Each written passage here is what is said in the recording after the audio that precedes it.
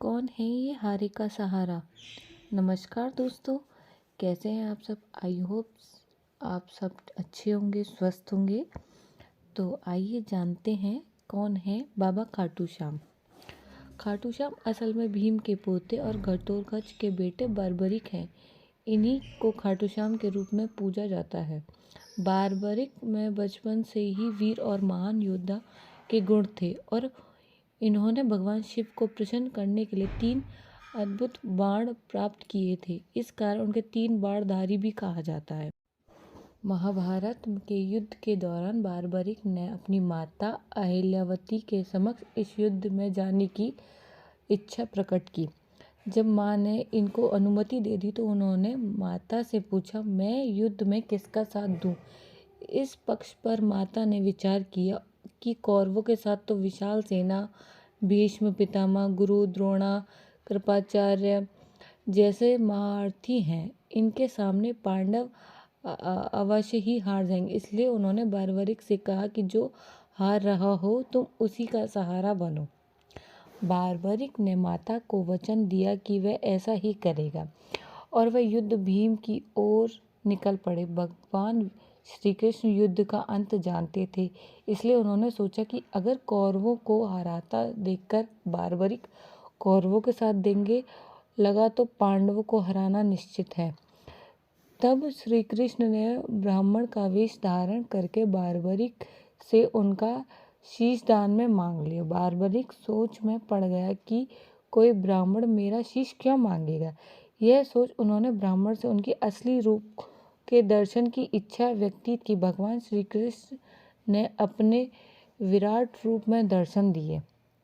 इस पर उन्होंने अपनी तलवार निकालकर श्री कृष्ण से चरणों में अपना सिर अर्पण कर दिया। श्री कृष्ण ने तेजी से उनके शीश को अपने हाथ में उठा लिया और अमृत से सींचकर अमर कर दिया। उन्होंने श्री कृष्ण से संपूर्ण युद्ध देखने की इच्छा प्रकट की, इसलिए भगवान ने उनके शीश को युद्ध भूमि के समीप ही सबसे ऊंची पहाड़ी पर सुशोभित कर दिया, जहां से बर्बरिक पूरा युद्ध देख सकते थे। युद्ध की समाप्ति के बाद सभी पांडव विजय का श्रेय अपने ऊपर लेने लगे। आखिरकार निर्णय के लिए सभी श्री कृष्ण के पास गए तो वह बोले, मैं तो स्वयं व्यस्त था, इसलिए मैं किसी का क्या पराक्रम नहीं देख सका। ऐसा करते हैं, सभी बर्बरिक के पास चलते हैं। वह पहुँच कर भगवान श्री कृष्ण ने उनसे पांडवों के पराक्रम के बारे में पूछा तो बर्बरिक ने शीश ने उत्तर दिया, भगवान युद्ध में आपका सुदर्शन चक्र नाच रहा था और जगदम्बा तहु का पान कर रही थी। मुझे तो ये लोग कहीं भी नजर नहीं आए। बर्बरिक का उत्तर सुने सभी की नजरें नीचे झुक गईं। तब श्री कृष्ण ने उन्हें प्रसन्न होकर इनका नाम श्याम रख दिया। अपनी कलाएं और अपनी शक्ति प्रदान करते हुए भगवान श्री कृष्ण ने कहा, बर्बरिक धरती पर तुम से बड़ा दानी ना कोई हुआ है और ना ही होगा। माँ को दिए वचन के अनुसार तुम हारने वाले का सहारा बनोगे।